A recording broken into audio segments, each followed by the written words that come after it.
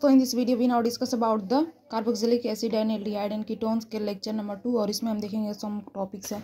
इसमें first of all properties of aldehydes and ketone, aldehyde and ketone की properties पढ़ेंगे, थोड़ा डिस्कस करेंगे और some important carbocyanohydrin and addition of alcohols, addition of hydrogen sulphide, addition of ammonia derivatives.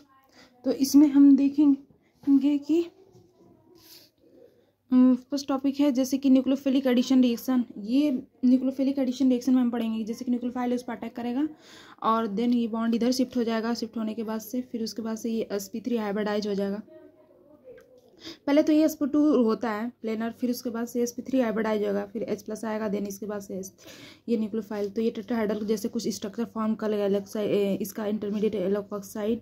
और then उसके बाद से हम देखते हैं कि reactivity order nucleophilic addition reaction जो होती है एल्डिहाइड में सबसे फास्ट होती है क्योंकि स्टेरिक इंडेक्स वाला कॉन्सेप्ट लगता है, तो इसलिए रिएक्शन फास्ट होती है। Rate of reaction university steric index, rate of reaction electrophilicity मतलब कि जैसे कि इलेक्ट्रॉन की मतलब किस पे कमी है तो जितनी इलेक्ट्रोफिलिसिटी होगी उतना ही तेज क्या न्यूक्लियोफाइल अटैक करेगा।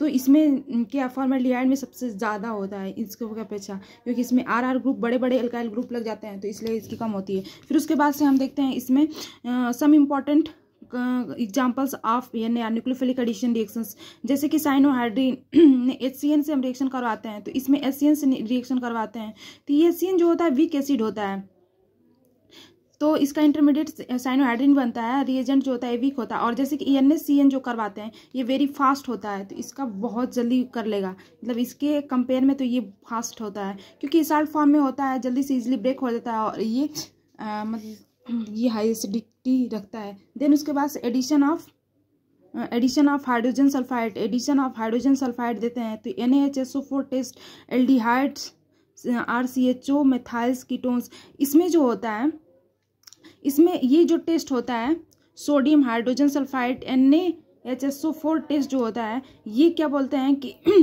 कि आल एल्डिहाइड तो सब देगा लेकिन मेथाइल कीटोन ही बस इस टेस्ट को देगा और कोई कीटोन नहीं देगा। फिर उसके बाद से हम क्या करते हैं कि NaHSO4 इसमें O से हम अटैक नहीं करवाएंगे, यस की इलेक्ट्रोनेगेटिव टेंडेंसी ज़्यादा है तो यस से अटैक करवाएंगे। फिर उसके बाद से बॉन्ड इधर से कुछ इंटरमीडिएट ऐसा फॉर्मेशन हो जाता है। फिर उसके बाद से ये इंटरमोलिकुलर क्या बोलते हैं हाइड्रोजन शिफ्टिंग हो जाएगी। हाइड्रोजन शिफ्टिंग के बाद फिर ये Na+ तो यहाँ पर आएगा। फिर उसके बाद से हम देखते हैं इसमें कि फिर इसके बाद से कन्वर्ट हो जाता है ऐसे। तो फिर इसमें देखते हैं इसका डायरेक्ट मेथड ये वाइट क्रिस्टलाइन सॉलिड फॉर्म कर लेता है। डायरेक्ट मेथड देखते हैं कि H और SO3 Na+ में इसको ब्रेक करते हैं और फिर उसके बाद H इसे देते हैं, वो नहीं माइनस वाला पार्ट C को देते हैं, फिर इसको प्लस, फिर उसके बाद से एल्कोहल जैसे फॉर्मेशन हो जाती है। देन इसके बाद एडिशन ऑफ एल्कोहल्स, एल्कोहल का एडिशन हम करते हैं जैसे कि एल्कोहल ROH है तो इसमें जैसे ROH है तो इसमें रिएजेंट जो होते हैं ROH लेंगे, फिर उसके बाद से ROH लेंगे तो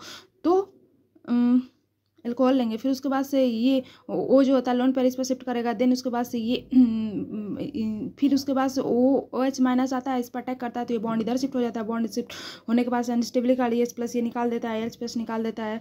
फिर उसके बाद से कुछ ऐसा हेमी एसिटल और हेमी कीटल जैसे फॉर्मेशन हो जाती है। फिर अगर हेमी एसिटल हेमी कीटल ये हेमी एसिटल हेमी कीटल फॉर्मेशन होती है, ऐसे ऐसे गया है ठीक, हेमी एसिटल हेमी कीटल फॉर्मेशन हो रहा है। फिर उसके बाद से हम एक सेकेंड मोल लेकर आते हैं ROH का। फिर उसके बाद से फिर ये फर्दर फॉर्मेशन करता है, कुछ ऐसे फॉर्मेशन करता है। फिर उसके बाद से इसमें भी OH ऐसा इस पर अटैक करता है। देन उसके बाद से OR लग जाता है तो इस एसिटल कीटल हम बोलते हैं। फिर उसके बाद से 2 मोल जैसे कि KOH रहता है तो एसिटल और कीटल फॉर्म कर लेता है। अगर 1 मोल है तो हेमी एसिटल हेमी कीटल फॉर्म करेगा। फिर उसके बाद से हम हाइड्रोलिसिस आप बोथ का हाइड्रोलिसिस करवाएंगे तो देन इसके बाद से ये क्या बोलता है कि ROH बॉन्ड इधर से ब्रेक कर देगा, जैसे कि इसमें बॉन्ड ब्रेक करते हैं हेमी एसिटल हेमी कीटल में फॉर्म करते हैं तो इसमें वाटर निकाल देता है, कीटोन फॉर्म कर लेता है। इसमें भी ऐसे वाटर ROH निकाल देगा, फिर उसके बाद से कीटोन फॉर्मेशन कर लेगा। इसमें एल्कोहल बनाता है 2 मोल, फिर इसमें से कीटोन फॉर्मेशन करता है। डायरेक्ट मेथड में हम क्या करते हैं बॉन्ड इधर शिफ्ट कर देते हैं, अगर 1 मोल है तो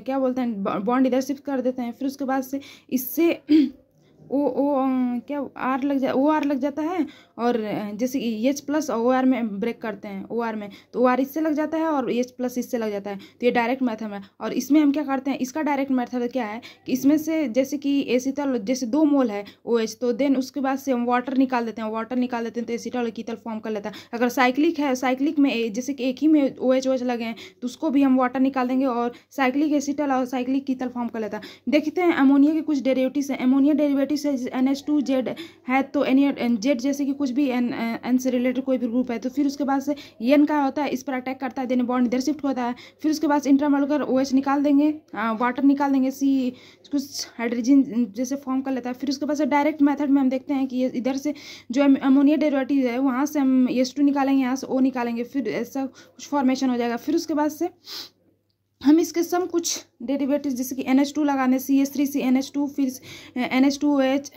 NH2 फिर PHNH2, फिर उसके बाद से इसमें हम देखते हैं ब्रेडीज रिएजेंट है।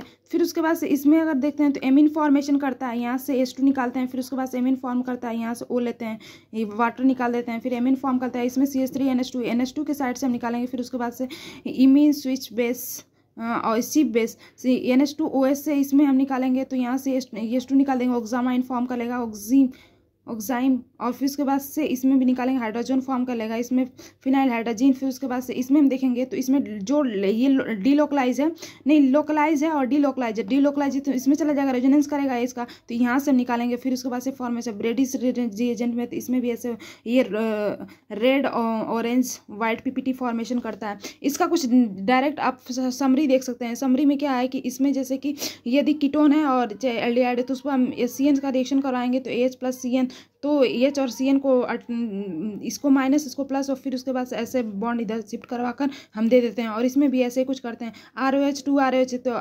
2ROH है तो इसमें हेमी एसिटल हेमी कीटल फॉर्म कर लेगा, अगर 2ROH है तो एसिटल और कीटल फॉर्म कर लेगा, NHSO4 है तो इसको प्लस इसको माइनस देंगे, फिर उसके बाद से व्हाइट क्रिस्टलाइन सॉलिड फॉर्म कर लेगा। और इसको तो आप देख ही रहे हैं। फिर इसमें हम देखते हैं, इसमें भी बस ये मिथाइल कीटोन ही ये टेस्ट देगा, और एल्डिहाइड सब एल्डिहाइड टेस्ट देंगे। Thank you for watching this video.